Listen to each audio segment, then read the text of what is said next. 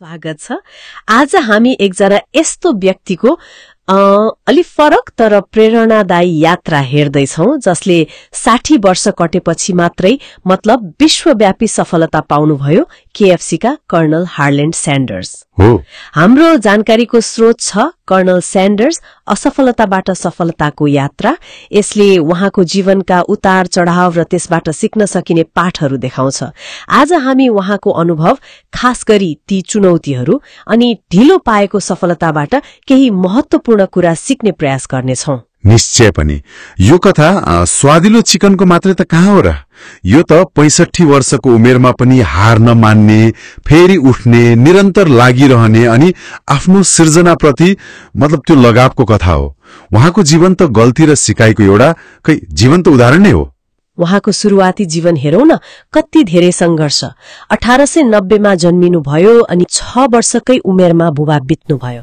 सानैमा आमाले काम गर्नुपर्ने भयो अनि सानै उमेरमा भाइ बहिनी हेर्ने, खाना पकाउने जिम्मा आयो उहाँलाई।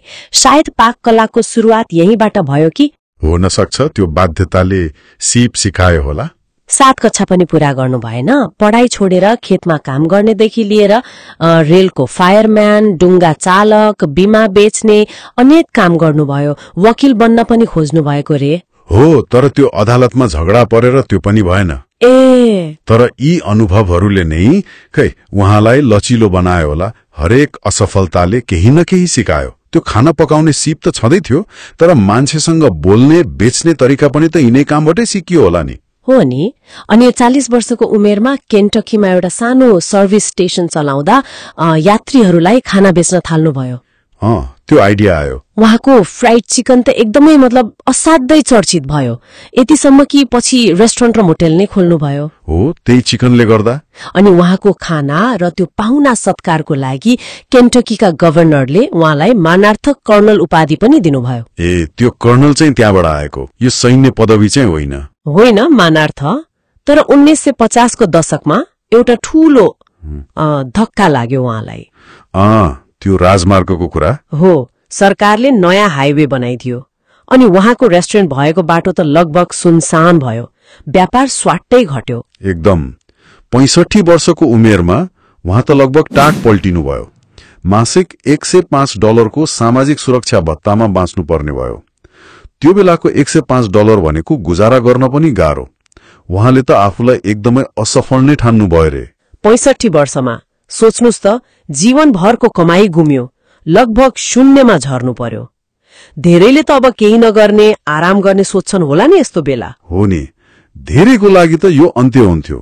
तर कर्नलको कथा त यहाँबाट सुरु भयो भन्दा हुन्छ। हो, उहाँले हार मान्नु भएन। त्यो अलिकति बचेको पैसा र त्यही $105 भत्ता लिएर आफ्नो प्रेसर कुकर र त्यो गोप्य मसलाको धुलो बोकेर अमेरिका भरि घुम्न थाल्नुभयो। के गर्न? उहाँको योजना थियो रेस्टुरेन्टहरूलाई आफ्नो चिकनको रेसिपी र बनाउने तरिका सिकाउने अनि बदलामा हरेक चिकन बेचे बापत एउटा सानो शुल्क लिने। यो नै उहाँको फ्रेन्चाइज मोडलको जग थियो। तर यो सजिलो पक्कै थिएन होला। यहाँ एउटा कुरा छ, उहाँको त्यो प्रस्तावलाई 1000 पटक भन्दा बढी रेस्टुरेन्टले अस्वीकार गरे। हो, 1000 पटक। त्यो सुन्दा पनि अचम्म लाग्छ। कस्तो धैर्य, कस्तो दृढता। 1000 पटक हुँदैन सुनेर पनि लागिरहनु। साँच्चै बल्ल बल्ल एउटा सम्झौता भयो। हो, त्यही नछोड्ने बानीले गर्दा नि त हो। अनि 70 को दशकमा त उहाँको त्यो फ्रेन्चाइज मोडलले गजबकै गति लियो। 1964 सम्म त 600 भन्दा बढी आउटलेट भइसकेका थिए। 600 अमेरिका र क्यानाडामा। अनि त्यही साल उहाँले कम्पनी बेच्नुभयो $2 मिलियन मा। आजको पैसामा त त्यो $18 मिलियन भन्दा बढी हुन्छ। तर उहाँ ब्रान्ड एम्बेसेडरको रूपमा चाहिँ रहिरहनु भयो हैन त? हो, अनुहार र प्रचारक त उहाँ नै हुनुहुन्थ्यो। सेतो सुट, त्यो दाढी। यद्यपि केही गल्ती वा पछुतो पनि भए। भनिन्छ उहाँले अलि हतारमा र थोरै पैसामा कम्पनी बेचे कि जस्तो पछि सोच्नु भयो रे। वित्तीय योजना त्यति राम्रो भएन कि। त्यो एउटा पाटो भयो। तर त्यो भन्दा पनि ठूलो चिन्ता उहाँलाई बिक्री पछिको गुणस्तरमा देखियो। हो र? हो, कम्पनी बेचे पनि कर्नल आफ्नो चिकनको गुणस्तरमा एकदमै मतलब कडा हुनुहुन्थ्यो। नयाँ मालिकहरूले खर्च कम गर्न रेसिपीमा अलिअलि तलमाथि गर्न थालेपछि उहाँ साह्रै रिसाउनु भयो। के गर्नुभयो त?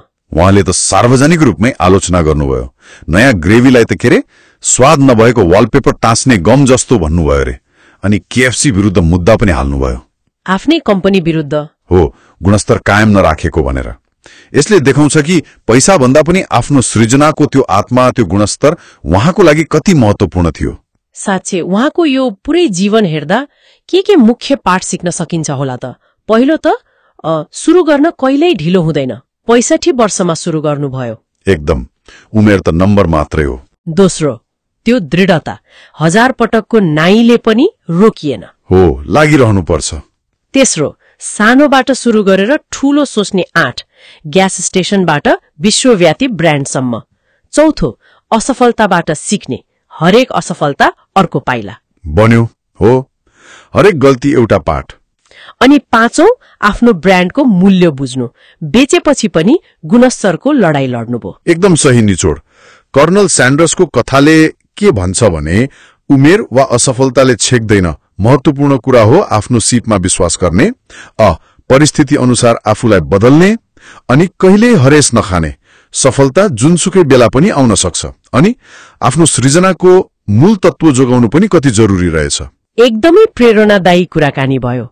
अन्त्यमा एउटा प्रश्नमा सोचौं न, कर्नल स्यान्डर्सले 1000 पटक भन्दा बढी अस्वीकृत हुँदा पनि हार मान्नु भएन। आजको यो एकदमै छिटो परिणाम खोज्ने जमानामा कुनै आइडिया वा प्रयास कति पटक असफल भएपछि मान्छेले खै निरन्तरता दिन छोड्छन् होला, यसमै विचार गरौँ है त।